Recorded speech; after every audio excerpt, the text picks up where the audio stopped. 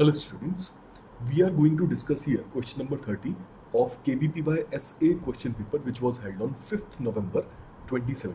Let's observe what this question says.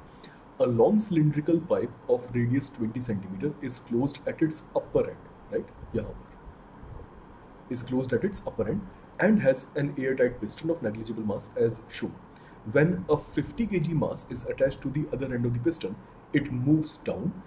If the air in the enclosure is cooled from temperature T to T minus delta T, the piston moves back to its original position, right?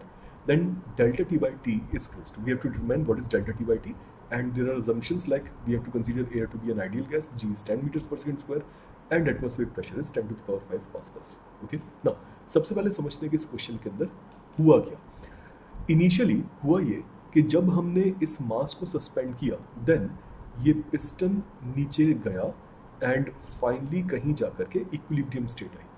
Then हमने temperature इस air piston arrangement का, cylinder piston arrangement का या air का, हमने temperature decrease किया and therefore ये piston वापस से ऊपर की तरफ गया एंड अपने ओरिजिनल लोकेशन पर पहुंच गया, ओरिजिनल पोजीशन पर पहुंच गया. It had gained its original volume and therefore हमें पता लगाना है कि उस केस में हमने जो डिक्रीमेंट किया टेम्परेचर का divide by the original temperature, ये ratio delta T by D कितना है, राइट? सो ये क्वेश्चन है.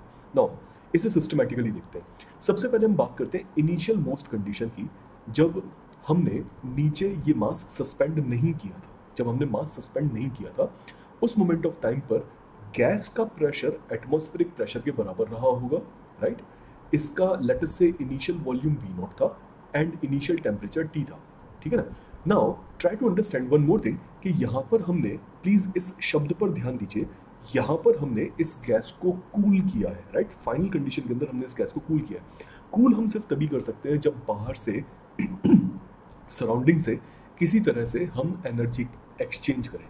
सो ट्राई टू अंडरस्टैंड कि यहाँ पर सिलेंडर एंड पिस्टन अरेंजमेंट एक डायाथर्मिक वॉल से बना है, एक कंडक्टिंग वॉल से बना है, right? And therefore energy between gas and the surrounding can be exchanged via the cylinder and piston, right? Now point इसका इस पूरी डिस्कशन का ये है कि जब हम एक इंटरमीडिएट कंडीशन में पहुंचेंगे, राइट? जब हमने इस पिस्टन को अलाउ किया नीचे मूव करने के लिए, तब क्या होगा इंटरमीडिएट कंडीशन के अंदर. फाइनली हमारे पास प्रेशर P कितना है, हमें वो कैलकुलेट करना है.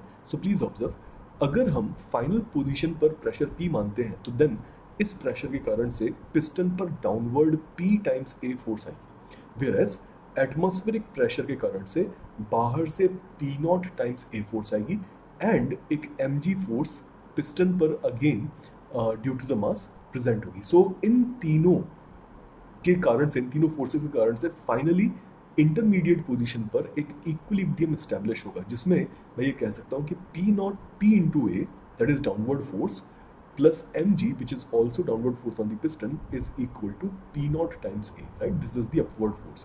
हमारा ऑब्जेक्टिव क्या था कि हम यहाँ से प्रेशर कैलकुलेट करें एंड प्रेशर की वैल्यू आप इस रीअरेंजमेंट से पाएंगे, आएगी P0 minus mg divided by A. आप इस इक्वेशन को रीअरेंज कीजिए, आपको P इतना मिलेगा, राइट?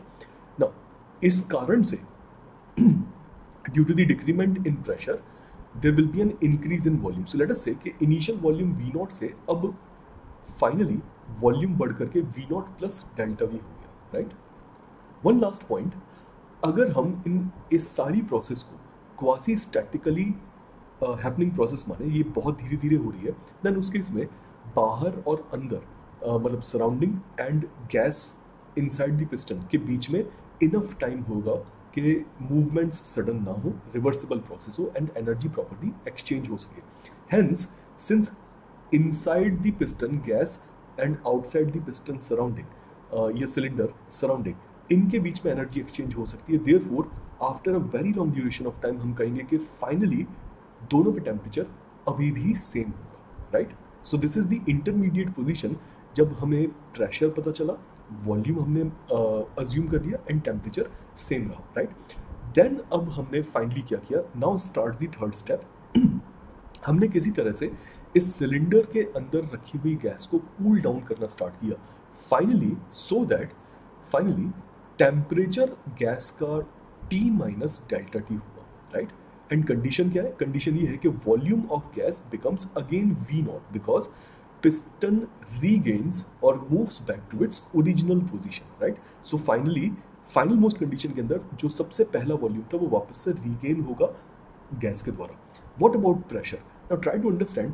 जब अगर हम ये मानते हैं कि फाइनल मोस्ट कंडीशन में इनसाइड प्रेशर P डैश है, देन पिस्टन के ऊपर फ्री बॉडी डायग्राम से अगर हम फोर्स कैलकुलेशन करें इक्विलिब्रियम की, तो देन हमें सेम इक्वेशन मिलेगी जो हमने पहले लिखी थी इंटरमीडिएट पोजीशन के लिए. सो ट्राई टू अंडरस्टैंड कि डाउनवर्ड डायरेक्शन में P डैश है, अपवर्ड डायरेक्शन में P नॉट है एंड डाउनवर्ड mg.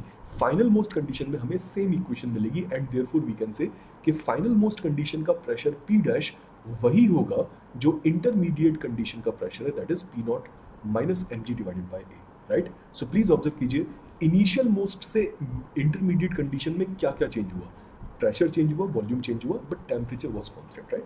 सो यहाँ पर आप देख सकते हैं temperature was constant. Whereas जब हम इंटरमीडिएट पोजीशन से फाइनल पोजीशन पर पहुंचे तब हमें प्रेशर सेम मिला, वेयर एज वॉल्यूम में चेंज आया एंड टेम्परेचर में चेंज आया, राइट? सो प्लीज इन्हें ध्यान से देख लेना. नाउ अब हम इक्वेशन फॉर्मुलेट करते हैं. So initial condition and intermediate conditions के बीच में अगर मैं इन इक्वेशंस को ध्यान से देखूं तो मैं ये कह सकता हूं कि टेम्परेचर इज कांस्टेंट, राइट? क्या चीज कांस्टेंट है? Temperature is constant.